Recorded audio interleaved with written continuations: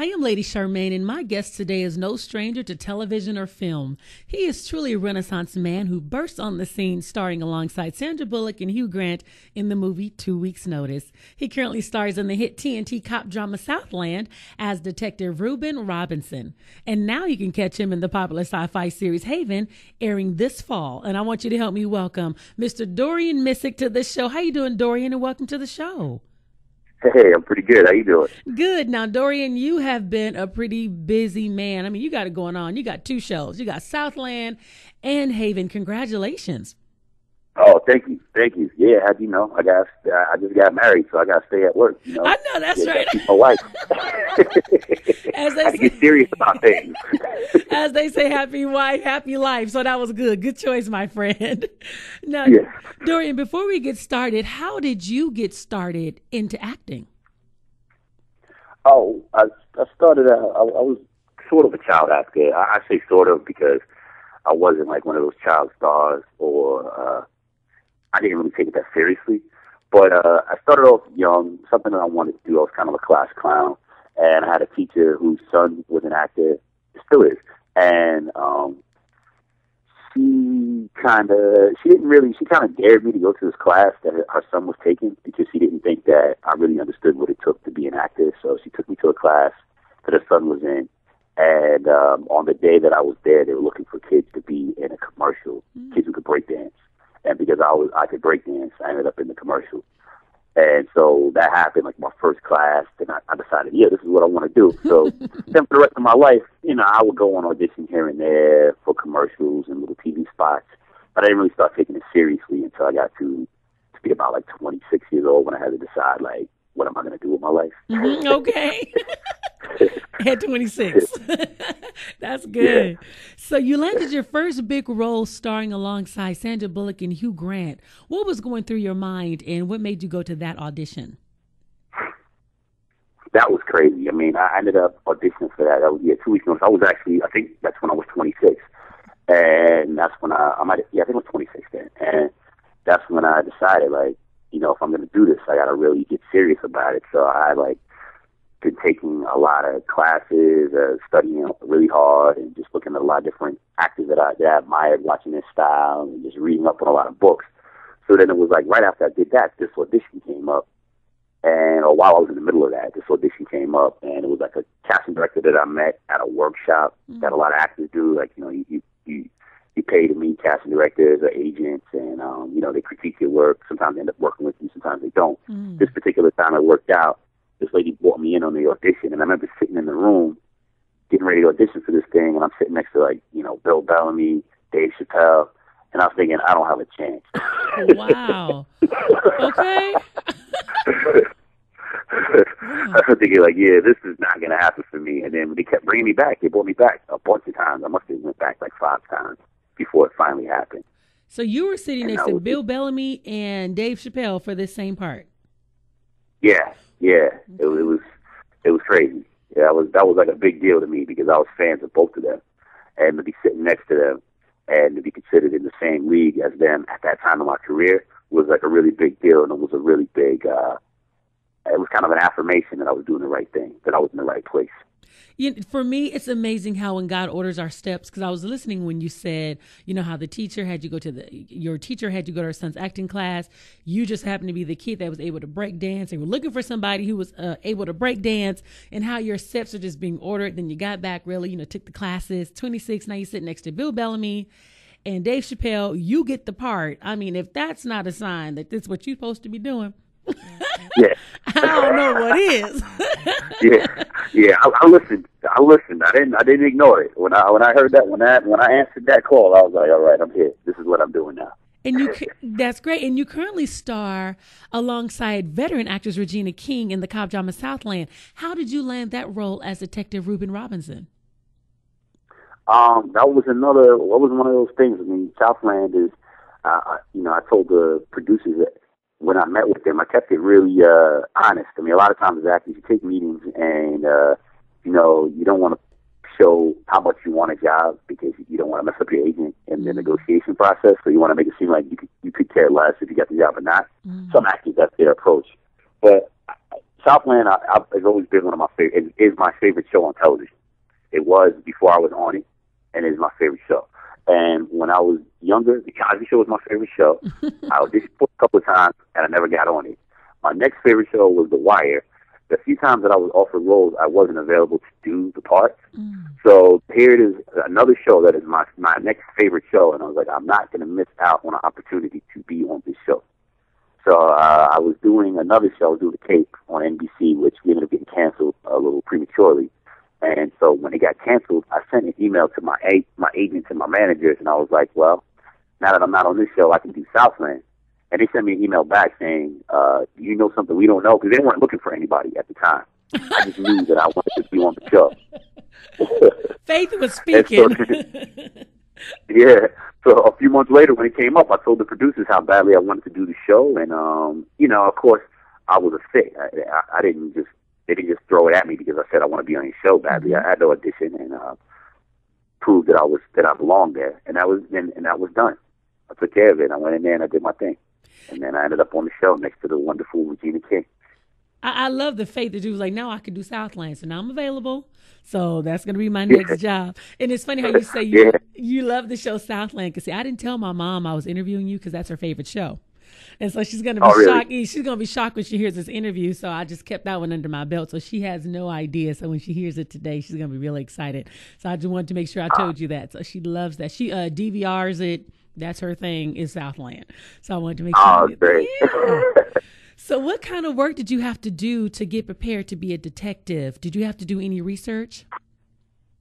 Oh, yeah, plenty of research. I had to do a bunch of different research because Ruben is also not only a detective, but he's also an ex-Marine, or a Marine. Once a Marine, always a Marine. He's a Marine. So I did a lot of research on just Marine training and their posture and how oftentimes a lot of them will carry themselves.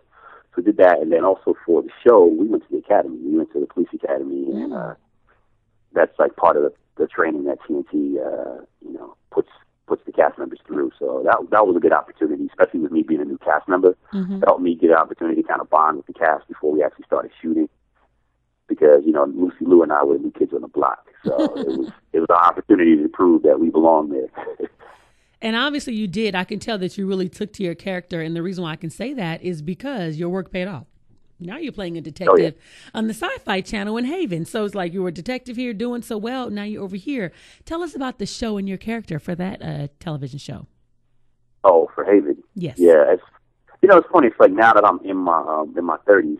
When I was in my 20s, I could not, I used to get so annoyed because I was always playing drug dealers or criminals, and I was like, yo, after a certain time, when I hit 25, I was like, I'm not doing this anymore. I'm done. I'm not playing another drug dealer. I want to start playing cops. And it's like, be careful what you wish for, because okay, they're coming now. my last 4 major roles have been cops. I played a cop in The Bounty Hunter. I played a detective. I played a detective in that with Gerard Butler. I was a cop on the Cape, a cop on Southland, now I'm a cop on Haven. So, when you say things, you put that out there. God will listen. I was waiting for you to finish. I was going to tell you realizing the power of words. You were going to be on Southland, so you better watch what you say, because the Bible says you shall have whatsoever you say. So you got to be careful. Your words got some power, my friend. Yes, God will grant you the desires of your heart, for sure. So, yes. Ever I have to be clear on that, it is right now. It is a blessing. First it was my wife, and now it's my job. So I'm definitely I'm rocking with that. I know clear. That's right. Okay. Amen. So, yes. No, but go ahead.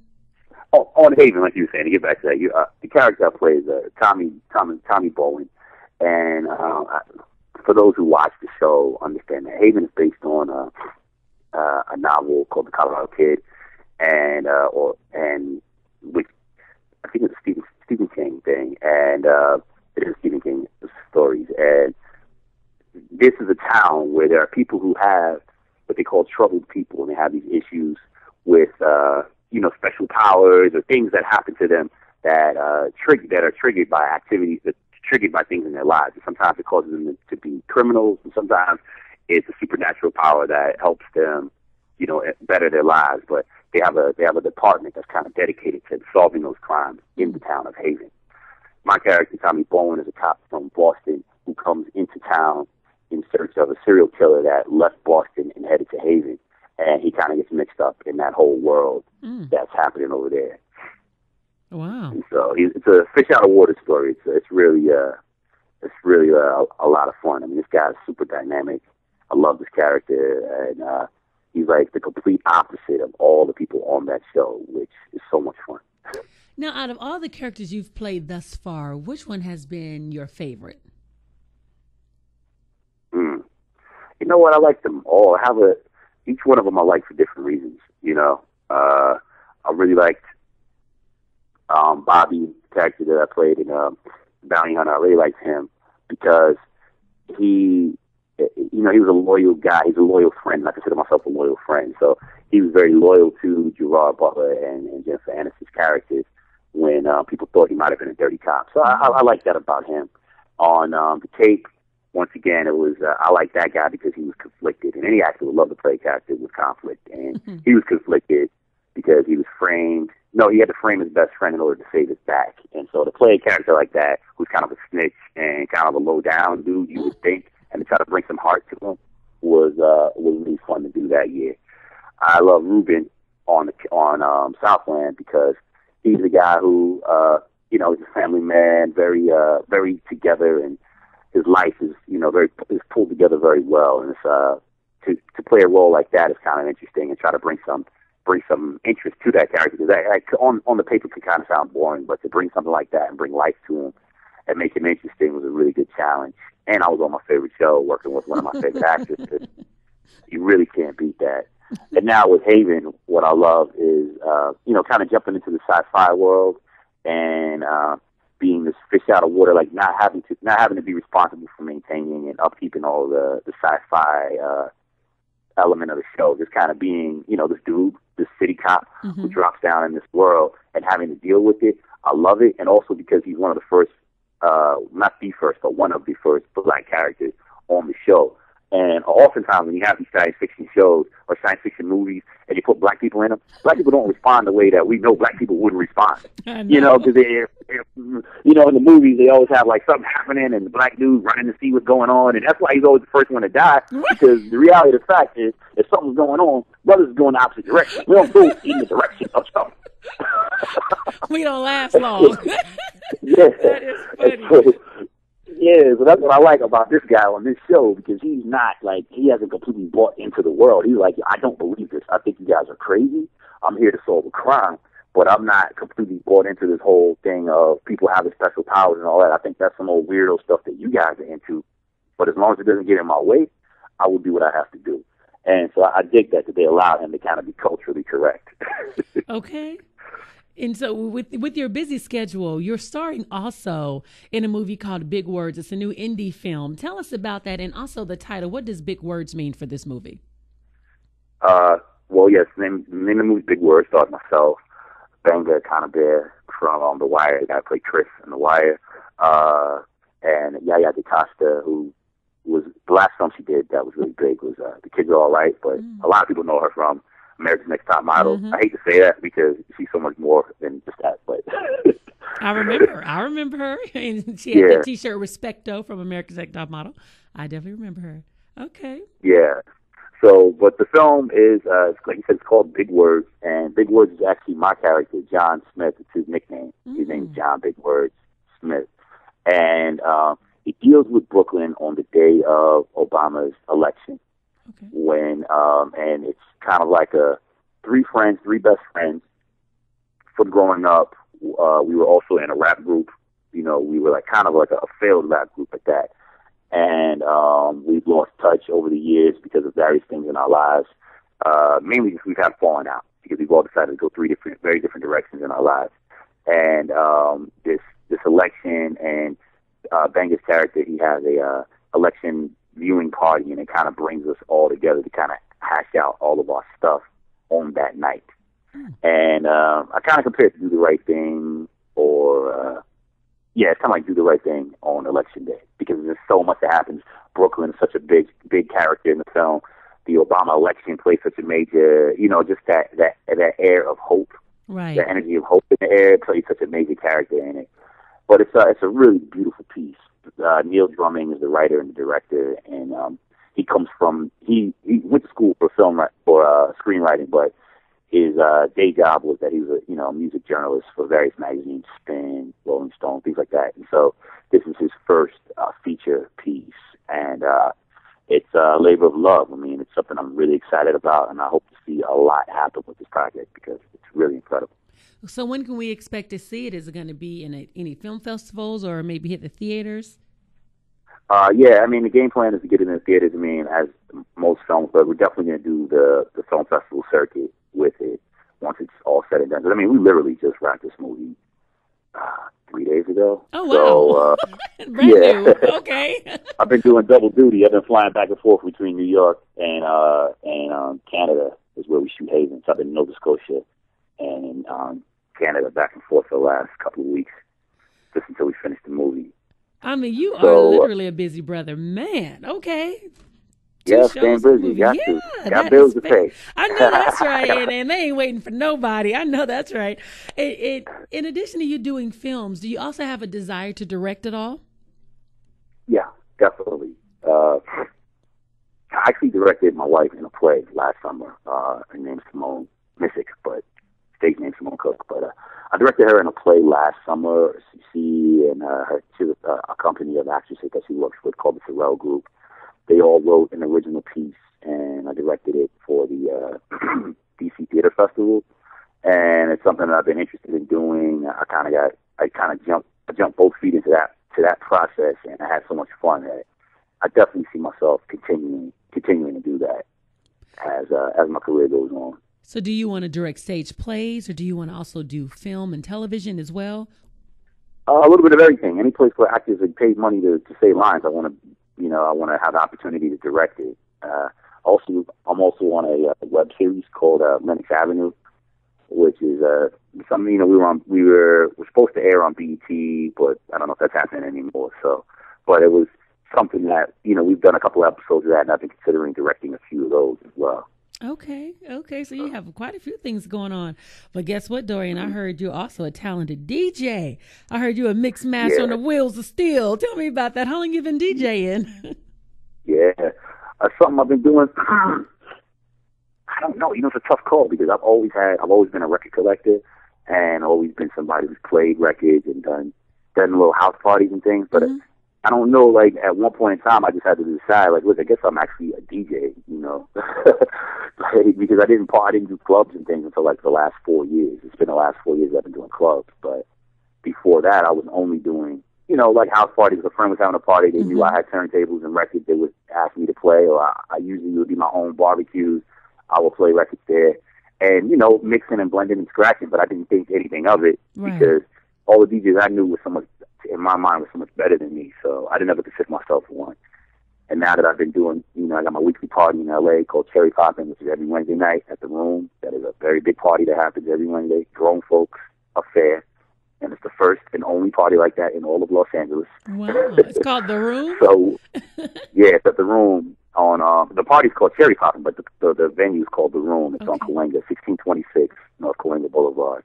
And every Wednesday night, if you're ever in L.A. on a Wednesday night, and if you ask anybody, hey, what do I do tonight? If they are over the age of 25, they will tell you, come to our party because it is a stone groove. Wow, okay. And you're the DJ, so we'll be able to hear you play on the Wheels of Steel. You play old school flashbacks?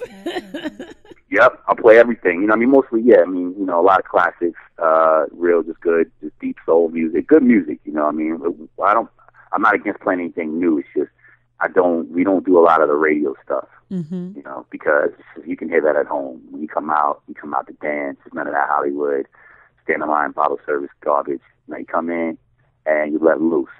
And that's what we do. Myself and DJ Tendaji Lathan, we're the two residents there.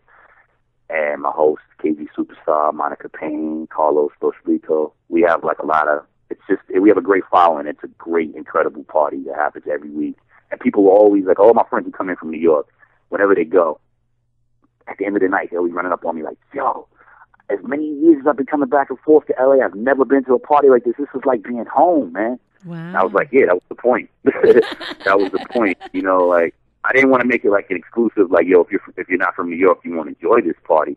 But I wanted to be like, listen, this is not a traditional Hollywood, people standing around looking at each other, you know, the girls in the high pumps looking for the dudes buying bottles. No, this is a party. You come in, you came to dance. If you ain't here to dance, you're going to feel real out of place. Wow. You're gonna, and so, because it's not like anybody standing around looking at you, they're dancing. And that's what we do. Wow. And I pride myself throwing parties like that. Okay, no, that's great. And Dorian, with you being in Hollywood, how do you balance the Hollywood and your Christian beliefs as a Christian man in the industry? Do you ever... Well, go ahead. Hey, what are you going to say? No, I was going to say, do you ever feel like sometimes you might be torn when it comes to characters, especially being in Hollywood and having certain beliefs? I'm just curious. Not really. I mean, one of the things that I'm able to do is, I mean, in the end, an artist, the art is what I do. I am an artist. I live and breathe my art. Mm-hmm. But I first and foremost am a soldier of God, you know, in the army of the Lord. So I follow the word, and I treat my art, you know, I treat the commerce aspect of my art as a job, you know. Right. You know, going on auditions, that kind of thing is a job. You have to do certain things at your job. We tell, the commerce aspect of my art is I'm a storyteller. So everyone has a story. The good people, the bad people, the Christians and non-Christians, they all have a story to be told, you know. And so it's my responsibility to tell those stories without any judgment. And so I separate my art from my faith constantly, because it's not me doing these things. It's not me being a part of these things. There's certain projects I won't do, mainly just because of script purposes. But I'm right with God. You know, I pray and I read constantly, so I understand that one is not a direct reflection of the other. Right. You know? No, that is good. Good answer. Thank you so much. Also, Dorian, you also give back to young men. You also do mentoring. Tell us about what you do and kind of what you talk to these young men about, and why was it so important? Why was this so important to you to give back to young men? Well, the big thing for me, I do. A friend of mine, Sean Rector, he started a program in the South Central school system called Boys to Men, where it's something he's been doing for years. Like, it's a passion project of his that he's been doing for, I think, 12 years now. And where he's a teacher. He's a teacher in the school system, and he was noticing what all of us older, getting there older black men are noticing about the young kids, is that they just don't have any guidance. You know, these guys are running around, you know, they don't know how to be gentlemen and any of this kind of stuff. Mm-hmm. So he decided to take it upon himself to do something about it. And he started this program, and then he asked his friends to come and be a part of it. So I worked with that program from time to time, and then I also just do my own separate mentoring, mainly been through DJing, because a lot of young guys I'll meet. There was a young kid who goes to my church who was interested in DJing, and so I set him up with some of my old equipment, to get his feet, you know, get him off the ground. And I got another young guy, 15, who's interested in DJing. We get up once a week when I'm in town, and I've been teaching him the ropes. It's crazy because he sent me a text message last night. He did his first 30-minute mix, and he was so excited. He was just like, I did a 30-minute mix. It was smooth, and he sent me a text, and I was like, you know what? That's the reason why I do it. You know, just to be able to see somebody else enjoy the music in the way I enjoyed it. And to keep the art form of DJing alive is incredible. And that's what they say. That's good. Yeah. And a lot of these young kids, man, young boys, you know, they make decisions.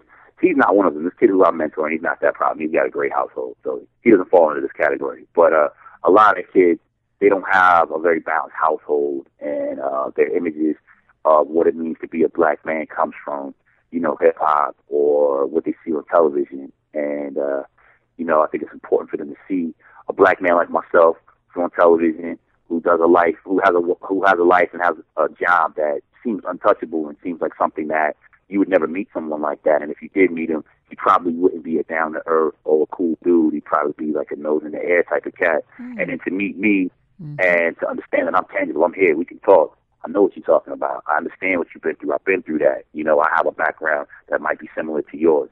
And to see that, and to see their eyes light up, and to understand that if they met a dude like me who seems similar to them, it gives them the feeling that they too can also reach whatever goal it is that they want to reach. Wow, that was and also, really I'm good. not easy on them. I'm not easy on them. You got to be a gentleman. I mean, that's like the biggest thing is like the whole aspect of being a gentleman has just been lost on our generation, and I don't know what I don't know what started that, but it's time to get back to that. That's really good. Do you have any children by chance? Do you have a son? No, I don't. Waiting patiently, Okay. but I plan on it definitely. Praise God. And also, too, I hear that you want to engage more in philanthropic causes. What kind of causes that interest you? What would you be interested in? I'm interested in mainly the biggest thing is education right now, particularly education for minorities in the city. As a product of a kid, I was in a program that kind of comes to like the inner city, finds kids that are doing well in school and pulls them out of the program, pulls them out of the schools and sends them to better schools. Mm-hmm. I was a part of that, and part of that was good because it gave me an experience that a lot of my friends weren't having. But then the messed up part was that made the local schools grade GPAs and their reading levels go down because they take all of the good kids out of those schools and put them in other schools. And I understand why the government thought it was a good idea at the time, because if you have low reading scores and things like that, then you can ask for more money from the city. Mm-hmm. That's what the principals were doing. Mm-hmm. But I feel like we need to focus more on the kids who aren't the ones who are lucky enough to be pulled out of those programs, and we need to focus on improving schools in the inner cities. So that's something that I plan to make a part of my life's work. Wow, it's amazing. You're taking all your experiences, and God is blessing you to use them. Even now in your 30s, you took back from what happened in your childhood and what you want to do on today. That's a blessing. Dorian, if somebody wanted to follow you, are you on Facebook or Twitter? If they just want to follow you, you got a website? I am on Twitter. I tweet underneath my DJ name, which is Tailwind Turner. So you can find me there. You said Terrellyn Turner? Tailwind Turner. Okay. Well, we got to try that. Now, how do you spell Terrellyn if somebody want to find you? What did you say? How do you spell Terrellyn? Tailwind, Tailwind, Tailwind. Oh, Turner. Tailwind Turner. Okay, got you. Okay. Yeah. Tailwind Turner. Yeah. So, okay, everybody, he's at Twitter.com/Tailwind Turner. So thank you so much. I want to thank you so much for coming on the show. We want to remind the audience, make sure you catch Haven airing on the Syfy channel this fall, airing in September. So we want to make sure you watch that. And again, make sure you catch him also on the hit TV show Southland, airing on TNT. Thank you so much, Dorian. It was a pleasure having you. Thank you so much. Thanks for having me. It was a blessing to be here. I really appreciate it.